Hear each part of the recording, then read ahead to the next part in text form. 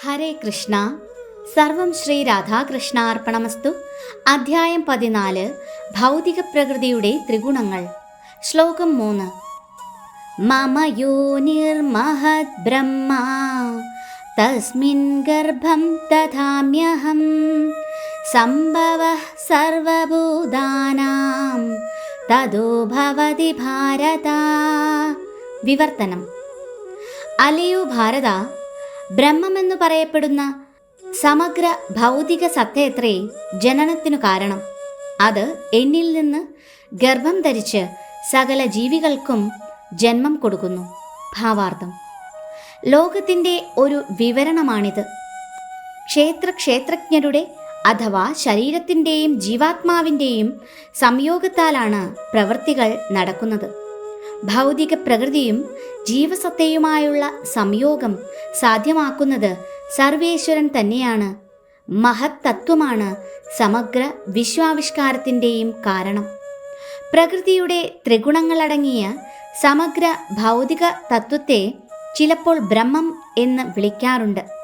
പരമപുരുഷൻ സമഗ്ര ഭൗതിക തത്വത്തെ പൂരിതമാക്കുകയും അങ്ങനെ എണ്ണമറ്റ വിശ്വാസങ്ങൾ ഉണ്ടാവുകയും ചെയ്യുന്നു.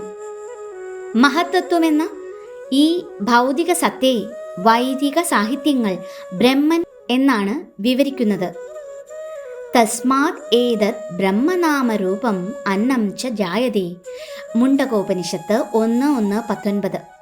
പരമപുരുഷൻ ബ്രഹ്മത്തെ ജീവസത്തകളുടെ ബീജങ്ങളാൽ പൂരിതമാക്കുന്നു.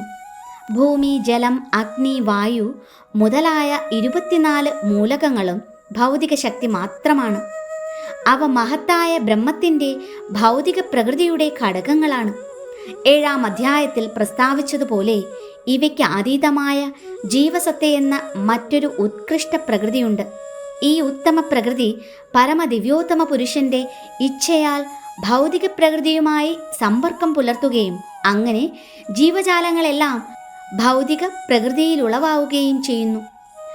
അരിക്കൂമ്പാരത്തിൽ തേൾ മുട്ടയിടാറുണ്ട്. ചിലർ കരുതും ആ അരിയിൽ നിന്നാണ് തേളുകൾ പിറക്കുന്നതെന്ന്. അത് വാസ്തവമല്ല. പെൺതേൾ അരിയിൽ മുട്ടയിടുകയാണുണ്ടായത്. അതുപോലെ ജീവജാലങ്ങളുടെ ഉത്പത്തിക്ക് കാരണം ഭൗതിക പ്രകൃതിയല്ല. ഭൗതിക പ്രകൃതിയുടെ സൃഷ്ടികളെന്ന മട്ടിൽ പുറത്തു വരുന്നുവെങ്കിലും അവയ്ക്ക് ബീജപ്രദാനം ചെയ്തത് ഭഗവാൻ തന്നെ. എല്ലാ ജീവികൾക്കും തങ്ങളുടെ പൂർവകർമ്മങ്ങൾക്ക് അനുയോജ്യമാം വണ്ണം സുഖമോ ദുഃഖമോ അനുഭവിക്കാൻ വേണ്ടി ഭൗതിക പ്രകൃതി സൃഷ്ടിക്കുന്ന വ്യത്യസ്ത ശരീരങ്ങളെ സ്വീകരിക്കേണ്ടി വരും.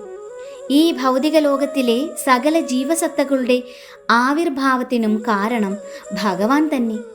ഹരേ കൃഷ്ണ. സർവം ശ്രീ രാധാകൃഷ്ണ അർപ്പണമസ്തു.